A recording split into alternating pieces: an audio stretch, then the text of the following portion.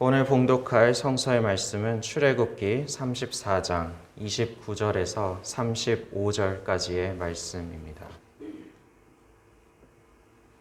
모세가 그 증거의 두 판을 들고 모세의 손에 들고 시내산에서 내려오니 그 산에서 내려올 때 모세는 자기가 여호와와 말하였으므로 말미암아 얼굴 피부에 광채가 나나 깨닫지 못하였더라.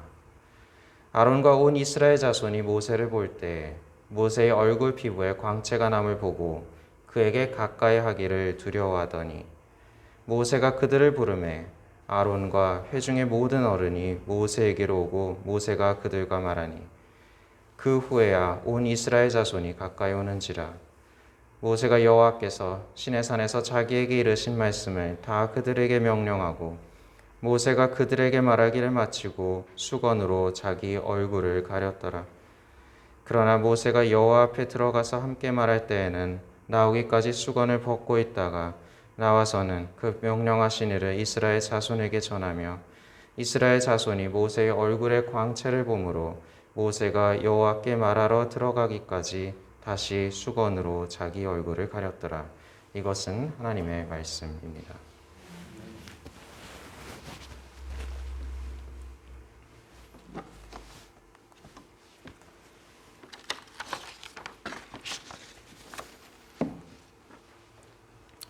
사랑을 베푸신 하나님 아버지와 은총을 내리시는 예수 그리스도와 일치를 이루신 성령께서 한소만교회 교우 여러분 모두와 함께 하시기를 기원합니다. 오늘은 주님이 이 세상에 당신을 드러내신 사건을 기억하는 주현절 네 번째 주일입니다. 특별히 오늘 예배를 시작하며 말씀드린 것처럼 도거권의 많은 교회들은 교파를 초월해서 일찍이 40여 년 전부터 오늘을 성서주일로 지켜오고 있습니다. 성서는 하나님이 우리에게 당신을 드러내시는 방법이자 그리스도인들을 교파를 초월하여 또한 시대와 공간을 초월하여 하나로 묶는 가장 중요한 요소입니다. 성서주일을 맞아 우리가 함께 읽은 본문 출애굽기의 말씀이었습니다. 이 말씀은 모세가 두 번째로 하나님의 계명이 새겨진 석판을 가지고 산에서 내려왔던 사건에서 시작합니다. 잘 아시는 대로 처음 모세가 계명이 새겨진 석판을 가지고 내려오던 중에 이스라엘 백성이 타락을 했었죠. 그래서 그 타락을 보고 의분의 이를 깨뜨려 버렸기 때문에 주님께서는 다시 모세에게 석판을 준비해서 계명을 받도록 하셨습니다. 그래서 하나님의 계명을 모세가 다시 새긴 그 석판을 가지고 모세는 이스라엘 백성에게로 내려옵니다. 오늘 본문은 이때 모세의 얼굴이 빛나고 있었다. 그의 얼굴에서 광채가 났다. 이렇게 기록하고 있습니다. 그래서 사람들은 이것을 보고 두려워했고 그에게 감히 다가가지조차 못했다고 말하고 있습니다. 모세도 이를 의식했는지 하나님께 받은 이 계명을 그들에게 전하고 나서는 자신의 얼굴을 수건, 즉 베일로 가렸다고 합니다. 그가 이 베일을 벗는 순간은 오직 이스라엘 백성들을 떠나 하나님 앞으로 들어가 하나님과 이야기를 나눌 때뿐이었다. 이렇게 오늘 말씀은 전하고 있습니다. 언약이 새겨진 돌판, 모세 얼굴에서 흘러나오던 빛, 그리고 그 빛을 가리던 베일. 오늘 우리가 읽은 이 본문은 그 내용만큼이나 베일에 쌓여 있습니다. 실제로 여러분들이 잘 아시다시피 사도 바울, 고린도후서 3장에서 이것을 언급했는데 이 바울을 포함해서 고대에서 오늘날에 이르는 수많은 주석가들이 또 수많은 신학자들이 이 본문의 의미를 파헤치고자 시도했지만 모두가 납득할 만한 딱 하나의 그런 단일한 설명을 제공하는 사람은 없었습니다. 그만큼 이 본문에 담긴 의미가 깊고 무궁무진하다고 하겠습니다. 한 가지 예를 들면 얼굴에서 빛이 났다, 광채가 얼굴에 서려 있었다, 이 표현조차 우리가 이 단어를 히브리어로 읽는 방법에 따라서 뿔이 났다는 의미로도 읽을 수가 있습니다. 그래서 성서가 처음에 라틴어로 번역되는 과정에서 뿔이 났다라고 옮겼습니다. 그래서 서유럽의 종교 예술에서는 모세를 그릴 때 머리에 뿔을 그리는 관행이 정착하는 계기도 됐습니다. 가장 유명한 게 미켈란젤로의 모세 상인데 혹시 기억이 안 나시면 핸드폰으로 검색하시면 이거구나 바로 생각나실 겁니다. 사실 우리가 얼굴에서 빛이 났다고 말을 하든 뿔이 돋았다든 하든 이를 우리가 은유로 본다면 의미가 크게 변하지는 않습니다. 사실 우리말에서 너무 관련이 없어서 그렇지, 그래서 어색하게 느껴져서 그렇지, 성서시대의 문학적인 용례를 놓고 보면 두 단어는 발음도 비슷하고요, 의미적으로도 가깝습니다. 우리가 성경에서 여러분들이 이제 빛, 뿔 이거를 한번 검색을 해보십시오. 그렇다면 그것은 전부 다 맥락이 어떤 하나님의 거룩한 힘, 신적인 힘과 영광을 상징한다는 사실을 발견할 수 있습니다. 그러므로 이 본문에 나타난 장면은 모세에게 어떤 형언할 수 없는 방식으로 하나님의 영광과 권능이 드러났고 사람들 또한 이를 생생히 느끼고 있었다. 이런 의미로 이해할 수 있습니다. 바꿔 말해서 모세에게서 사람들은 하나님의 영광을 보았다. 우리는 이렇게 이해할 수 있습니다. 오늘 우리가 주목하려는 부분은 바로 이 대목, 즉 모세의 얼굴에서 광채가 났다. 얼굴이 빛났다. 모세에게서 하나님의 영광과 권능이 드러났다라는 이야기입니다. 이것이 구체적으로 무엇이었는지에 대해서는 알 수 없습니다.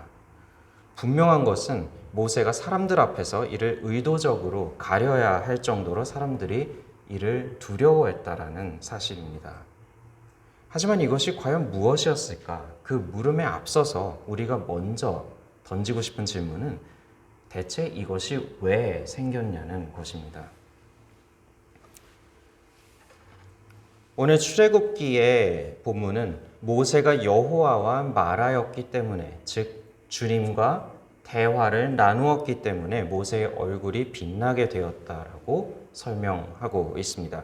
실제로 모세의 얼굴이 빛나게 된 것은 하나님의 산에서 모세가 주님을 대면한 이후의 일이었습니다. 하나님의 산, 인간 세계와 하나님의 나라가 만나는 곳, 그곳에서 체험한 하나님의 영광, 그 초자연적인 기운에 압도당한 어떤 분위기가 모세에게도 서려 있었다라고 우리가 생각한다면 간단할 것 같습니다만 사실 그렇게 보기에는 조금 탐탁지 않은 구석이 있습니다. 여러분이 잘 아시는 대로 모세가 하나님과 대면한 것은 이번이 처음이 아니었기 때문입니다. 오늘 본문이 이야기하듯 모세가 주님과 말씀을 나누었기 때문에 얼굴이 빛나게 되었다면 모세는 진작에 오래전부터 얼굴이 빛났어야 합니다. 적어도 불타는 떨기나무 사건, 여러분 잘 아시는 불타는 떨기나무에서 주님을 만났던 그 사건 이후 모세의 얼굴이 빛나기 시작했어야 합니다. 그리고 이것이 모두가 두려워하고 의식할 그런 특징이었다면 이집트의 파라오 또한 이를 의식하지 않을 수 없었을 것입니다. 그리고 그렇게까지 고집을 부리지도 않았을 것이고 이스라엘 백성의 해방도 생각보다 쉽게 찾아왔을 수도 있습니다. 하지만 그렇지 않았습니다. 이 설명, 하나님과 대화를 나누었기 때문에, 주님과 말씀을 나누었기 때문에 얼굴이 빛나게 되었다. 이 설명 무엇인가 이상합니다. 아니면 이번에 혹시 모세가 특별히 이날따라 하나님의 영광과 권능을 감각적으로 더 강렬하게 체험했던 것일까요? 그래서 그 감동이 얼굴에 서리지 않을 수 없었던 것일까요? 그렇지 않습니다. 오히려 그 반대입니다. 특히 우리 성경을 살펴보면, 출애굽기 본문을 살펴보면 첫 번째로 모세가 이제 석판을 받았을 때랑 비교가 됩니다. 첫 번째로 석판을 받으러 올라갔을 때 출애굽기의 묘사에 따르자면 구름이 산에 덮었고 주님의 영광이 마치 타오르는 불처럼 산 위에 머물렀다고 그렇게 기록하고 있습니다. 그리고 하나님은 직접 돌을 취하셔서 하나님의 손으로 그 돌에 글을 쓰셨습니다. 하지만 오늘 읽었던 본문 바로 앞에 있는 모세가 두 번째로 이 하나님의 언약의 계명이 새겨진 석판을 받는 모습은 상당히 단조롭게 묘사되고 있습니다. 구름에 쌓여서 내려오셨다. 이 묘사가 사실 전부입니다. 타오르는 불 얘기도 없고요. 산을 뒤덮은 구름 이런 묘사도 없습니다. 그리고 무엇보다 하나님이 석판에 손수 글을 쓰신 것도 아닙니다. 석판은 모세가 다듬었고요. 다듬어서 가져오라고 주님께서 명령하셨기 때문에. 그리고 석판의 글 또한 본문을 자세히 보면 모세가 썼습니다. 이 여러분 가진 성경에서 이제 개역 개정판 성서에서는 여호와 하나님이 이것을 썼다라고 옮겼는데 정확히 말하면 여호와 하나님이 주어가 돼서는 안 됩니다. 약간 오역의 부분이 있고요. 여러분이 이것을 도거나 영문이나 혹은 다른 언어로 보시면 단순히 그라고 되어 있고 이 문맥에서는 그냥 모세를 해당하고 있습니다. 어떤 모든 주석이 이것은 모세가 썼다라고 또한 공통적으로 이야기하는 부분이기도 합니다. 어쨌든 모세와 하나님을 만났던 수많은 만남 중에 이번 만남만큼 사실 단조로웠던 만남도 드물 정도입니다. 지금까지 하나님과의 만남을 통해 지속적으로 영광을 얻은 것이 축적돼서 처음 만났을 때, 떨기나무 밑에서 만났을 때, 그리고 그 이후에 수많은 하나님과의 그런 대화가 계속 모아져서 이제야 얼굴에서 빛이 났다. 이런 것일까요? 이를 뒷받침할 수 있는 근거는 성경에 없습니다. 출애굽기는 그저 모세가 주님과 말씀을 나누었기 때문에 이런 일이 일어났다고 기록할 뿐입니다. 그렇다면 두 가지 가능성 중 하나입니다. 이 본문 자체가 잘못 들어갔던지 아니면 우리가 무엇인가를 이 본문에서 놓치고 있는 겁니다. 우리가 무엇을 놓치고 있는 것일까요? 우리가 이 단락을 출애굽기 전체 맥락에서 한번 놓고 생각해 본다면 우리는 굉장히 놀랍고 감동적인 사실 하나를 깨닫게 됩니다. 결론부터 말씀드리면 제가 두 가지 가능성을 말씀드렸는데 모세가 주님과 말씀을 나누었기 때문에 얼굴에서 빛이 났다. 이 출애굽기 저자의 설명은 잘못 들어간 것이 아닙니다. 맞습니다.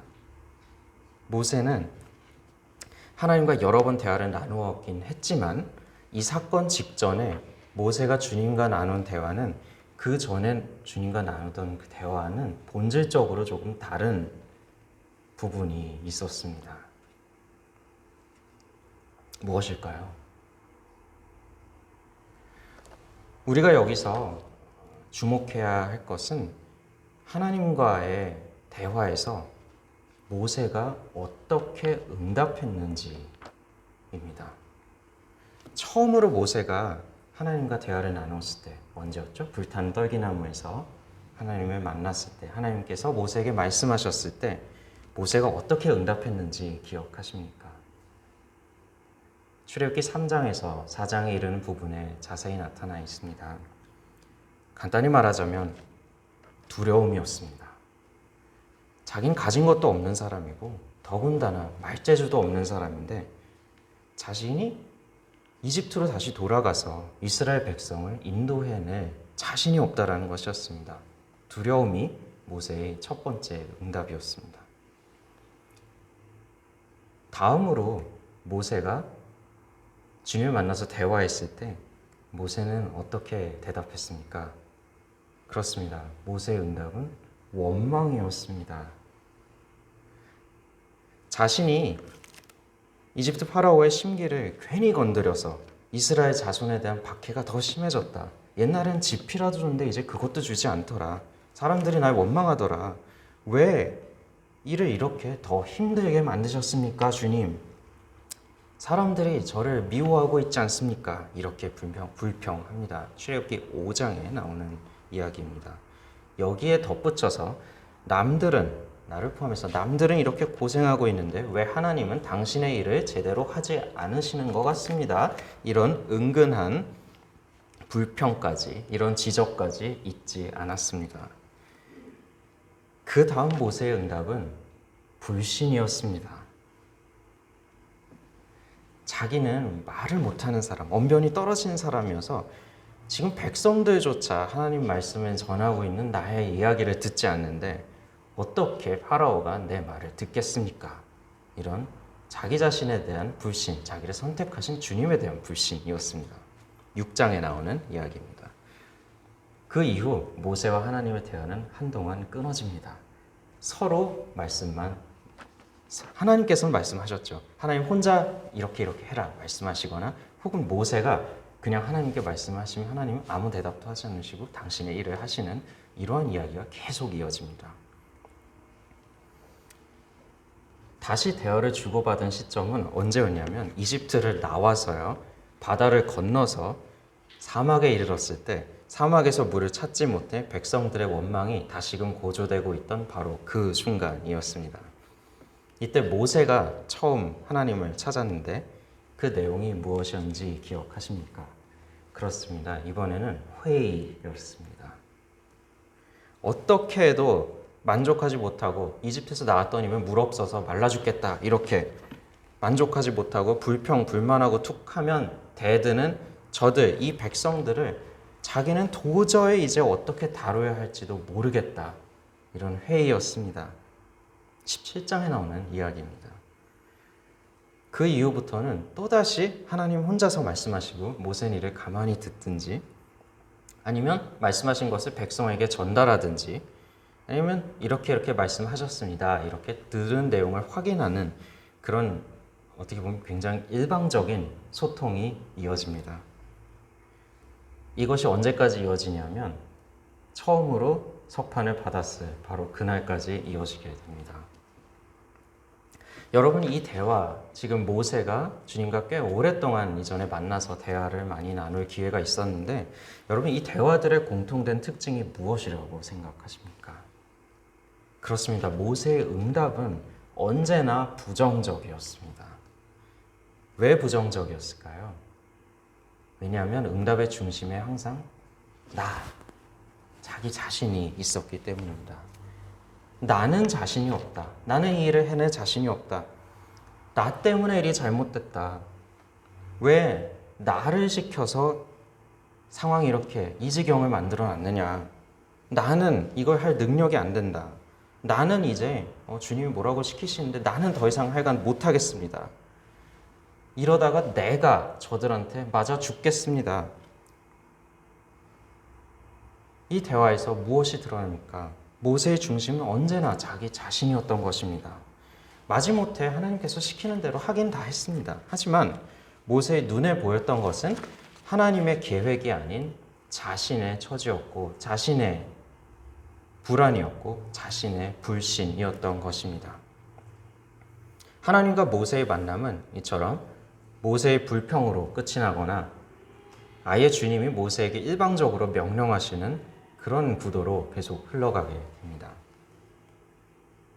하지만 첫 번째 석판을 가지고 내려오다가 이를 깨뜨린 후에 모세의 자세는 근본적으로 변화합니다. 이 타락한 이스라엘 백성들을 보고 모세는 무엇을 했습니까? 그렇습니다. 모세는 이 백성을 용서해달라고 호소합니다. 32장에 나오는 말씀입니다. 차라리 자신의 이름을 주님의 책에서 지워주십시오. 자신이 영원히 저주를 받게 해달라고 주님께 탄원하는 모습이 32장에 나옵니다. 이것이 무엇입니까? 내가 저들을 대신하여 죽겠습니다. 이 자세. 사랑입니다. 여러분, 사람이 친구를 위하여 자신의 목숨을 내놓으면 이것보다 더 큰 사랑이 없다. 주님께서 말씀하신 말씀 기억하실 겁니다. 바로 이 사랑이 모세의 대화였던 것입니다. 모세의 응답이었던 것입니다. 처음으로 모세의 관심사가 자기 자신이 아닌 이스라엘 백성으로 옮겨가는 장면입니다. 이러한 청원에 하나님은 어떻게 대답하셨습니까? 하나님은 굉장히 무뚝뚝하게 대답하신 것 같습니다. 당신의 정의는 그런 방식이 아니다. 이렇게 대답하셨습니다. 32장 33절에 나오는 내용입니다.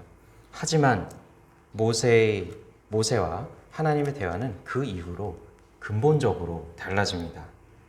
그 다음으로 모세가 하나님과 나눈 대화 내용, 모세가 어떤 말씀을 나누었습니까? 주님을 더 알고 싶다는 간청을 하게 됩니다. 이것은 하나님을 아는 지식을 구한 것입니다.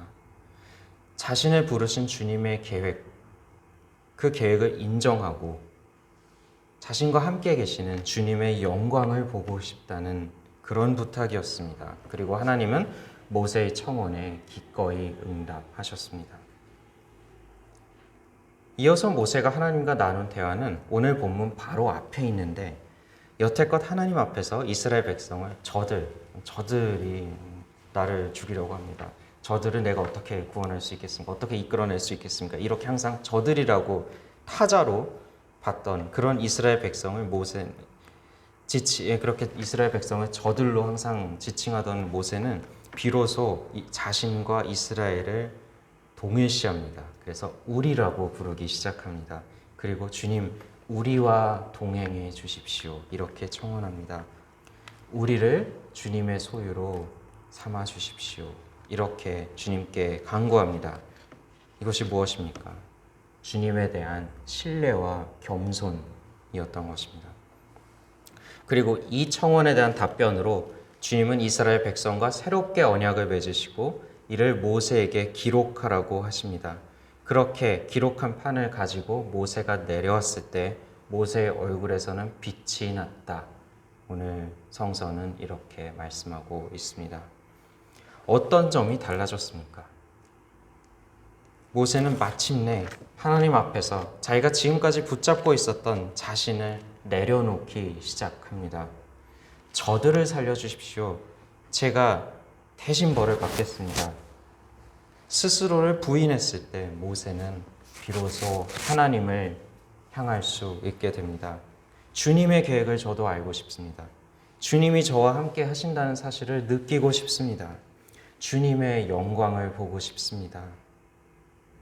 이렇게 그의 눈길은 항상 자기 자신을 향하던 것에서 벗어나서 하나님으로 옮겨갑니다.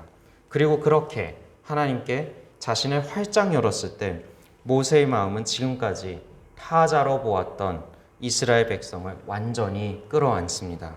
그들 위에 머무는 영도자가 아니라 그들을 섬기는 종의 자리로 내려갑니다. 그렇게 모세의 주어도 변화합니다. 우리와 함께 해주십시오. 우리는 주님의 백성입니다. 그들과 공동 운명체임을 인정하는 것입니다. 그런 대화를 마치고 모세가 하나님의 말씀을 새긴 돌판을 손에 든 채 산 아래로 내려왔을 때 모세의 얼굴에서 광채가 났습니다. 오늘 출애굽기 본문은 모세가 이를 두고 모세가 하나님과 말씀을 나누었기 때문에 일어난 일이라고 말합니다. 그때 모세가 가지고 내려왔던 석판이 오늘 우리가 읽는 성서의 시작입니다. 사랑하는 교우 여러분, 성서주일 오늘 우리가 읽은 말씀은 무엇을 이야기하고 있습니까? 우리는 성서가 하나님의 영감으로 된 것으로 이를 통해 주님의 음성을 들을 수 있다고 믿습니다. 그렇습니다. 성서는 시간과 공간을 초월해 우리에게 말씀하시는 살아계신 하나님의 음성을 전하는 매개이자 진리를 가르치고 잘못을 일깨우고 허물을 고치며 바르게 사는 방법을 가르치는 데 유익한 것입니다. 그러나 오늘 우리는 성서가 어떻게 태어났는지 돌아보아야 합니다. 성서는 인간이 하나님과 대화하는 소통의 과정에서 인간의 손을 통해 만들어졌습니다.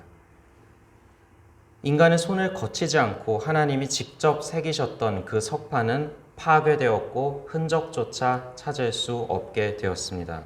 하나님 처음에 이를 다시 쓰시려고 하였지만 34장 1절 보시면 하나님 처음에 이를 다시 쓰시려고 하셨고 그렇기 때문에 모세에게 이 판을 가지고 올라오라고 말씀하셨지만 모세에게서 다른 모습을 보게 됩니다. 인간이 뉘우치면서 자신을 내려놓고 사랑을 배우며 주님을 알아가고 주님을 신뢰하는 모습을 보시고 하나님께서는 마음을 바꾸십니다. 그리고 모세라는 인간에게 성서를 쓰는 작업을 맡기십니다. 이것이 무엇을 의미합니까? 성서는 하나님의 일방적인 명령이 아닙니다.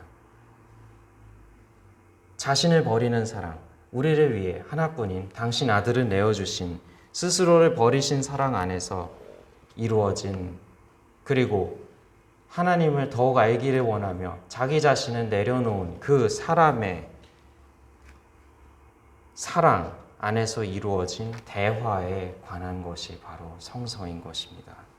성서가 그런 과정을 거쳐 만들어졌다는 것은 우리가 말씀을 읽을 때, 하나님의 말씀을 대할 때 같은 마음가짐을 가져야 한다는 사실을 뜻합니다. 하나님의 말씀을 우리가 대면하면서 내가 중심이 된다면 우린 하나님과의 대화로부터 아무것도 얻을 것이 없습니다. 나의 이야기만 늘어놓을 때 우리는 결코 하나님의 풍성함도, 하나님의 영광도, 하나님의 힘도 경험하지 못하게 되는 것입니다. 그리고 이 세상에 당신의 나라를 만들어 나가시는 하나님의 일에도 참여할 수 없게 됩니다. 이스라엘 백성, 다른 사람을 위해 목숨까지 내놓고자 했던 그 사랑, 주님의 계획과 영광을 경험하고 주님을 더욱더 알아가고자 한 하나님에 대한 하나님의 아는 지식을 향한 열정, 그리고 주님 앞에서 자신을 완전히 내려놓고 주님만을 신뢰하며 다른 사람을 섬기고자 한 겸손이 오늘 우리가 읽는 성서를 태어나게 한 정신입니다. 하나님의 말씀을 여는 열쇠인 것입니다. 우리가 이 정신을 본받지 않고 성서를 읽으면 우리는 성서를 통해 우리에게 말씀하시는 하나님의 음성을 들을 수 없습니다. 그리고 그분과 대화를 나눌 수는 더더욱 없습니다. 이런 마음가짐이 없다면, 그런 마음가짐이 없이 읽는 성서는 그저 지금 시대의 정신으로는 도저히 이해할 수 없는 시대착오적인 옛날 이야기가 되거나, 최악에는 그러한 시대착오적 가르침으로 사람을 정죄하고 죽이는 폭력적인 수단이 되고 맙니다. 영은 사람을 살리지만 문자는 사람을 죽인다고 사도 바울은 고린도 후서에서 경고한 바 있습니다. 여러분, 모세가 주님의 언약 말씀이 새겨진 석판을 가지고 산 아래로 내려왔을 때 이 석판을 들고 있던 모세의 손을 기억하십니까? 손은 빛나지 않았습니다. 하나님의 말씀이 새겨진 석판도 빛나지 않았습니다. 빛났던 것은 모세의 얼굴이었습니다. 주님의 말씀이 새겨진 글자가 빛난 것이 아니라 주님의 말씀을 새겼던 모세의 얼굴이 그 사랑에 스스로를 내려놓고 자기를 비우고 이웃을 사랑하고 주님을 알고자 더욱 갈망했던 그런 마음가짐으로 주님의 말씀을 새겼던 바로 그 사람의 얼굴이 빛났던 것입니다. 하나님은 생명 없는 문자가 아닌 그것을 새긴 인간의 마음을 통해서 영광을 받으시고 당신을 드러내셨습니다. 그리고 성육신하신 하나님의 말씀이신 그리스도를 통해 당신을 드러내시고 영광을 받으셨습니다. 이제 하나님의 말씀은 성령 안에서 그리스도를 본받는 어제와 오늘 그리고 내일의 모든 신앙인들 가운데서 살아 영원히 영광을 받으십니다. 이러한 영광에 참여하는 우리 모두가 됩시다. 묵상기도 드리시겠습니다.